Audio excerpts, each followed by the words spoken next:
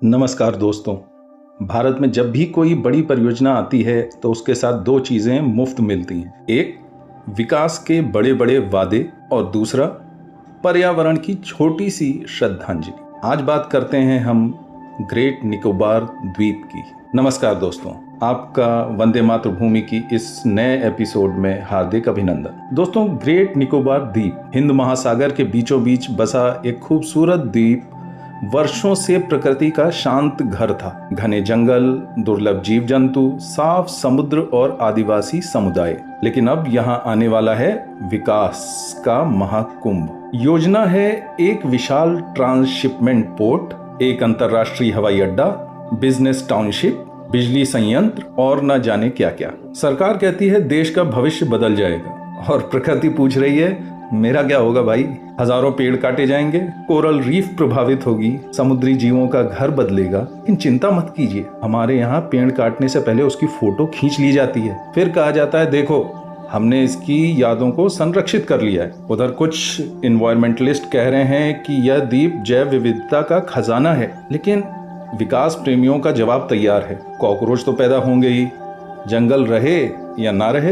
अब हाल ही में राहुल गांधी जी भी ग्रेट निकोबार आइलैंड पहुंचे। उन्होंने गहरे समुद्र में स्कूबा डाइविंग की, रंग बिरंगी मछलियां देखी, कोरल रीफ देखी और फिर देशवासियों से कहा जो दिख रहा है उसे बचाना भी जरूरी है। राजनीति अलग बात है, लेकिन कम से कम किसी नेता ने समुद्र के नीचे जाकर पर्यावरण की बात तो की। वरना हमारे यहाँ ज्यादातर लोग पानी के ऊपर ही इतना शोर मचाते हैं कि नीचे क्या हो रहा है किसी को सुनाई ही नहीं देता। अब दूसरी तरफ सरकार का तर्क भी है।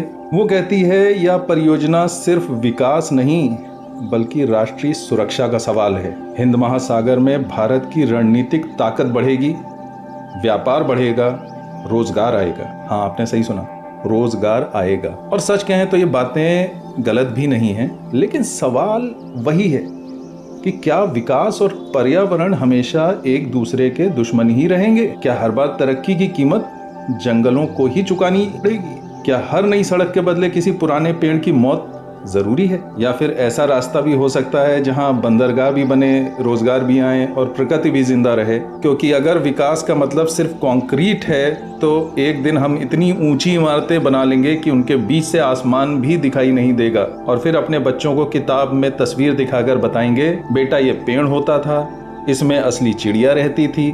दोस्तों, फिलहाल ग्रेट निकोबार एक चौराहे पर खड़ा है। एक तरफ विकास की चमकती सड़क है तो दूसरी तरफ प्रकृति की सांसें। फैसला हमारा है, क्योंकि जब आखिरी जंगल कटेगा, आखिरी कोरल रीफ मिटेगी और आखिरी समुद्री कछुआ रास्ता भूल जाएगा, तब शायद हमें समझ में आएगा कि जीडीपी ऑक्सीजन नहीं बनाती। दोस्तों, ये हमने एक लोकतांत्रिक तरीके से एक बहुत ही संवेदनशील एनवायरमेंटल इशू को आपके सामने लाने का प्रयास किया है। और सोचिए, क्या हम विकास कर रहे हैं या सिर्फ बिल्डर संस्करण का जंगल बना रहे हैं? अगर ये आपको वीडियो पसंद आया हो तो लाइक करें, सब्सक्राइब करें और अपने दोस्तों और रिश्तेदारों से शेयर करें, जिससे कि ये मुद्दे केवल हमारे ही बीच न घूमते रहें, एक जन संवाद का विषय बने। धन्यवाद।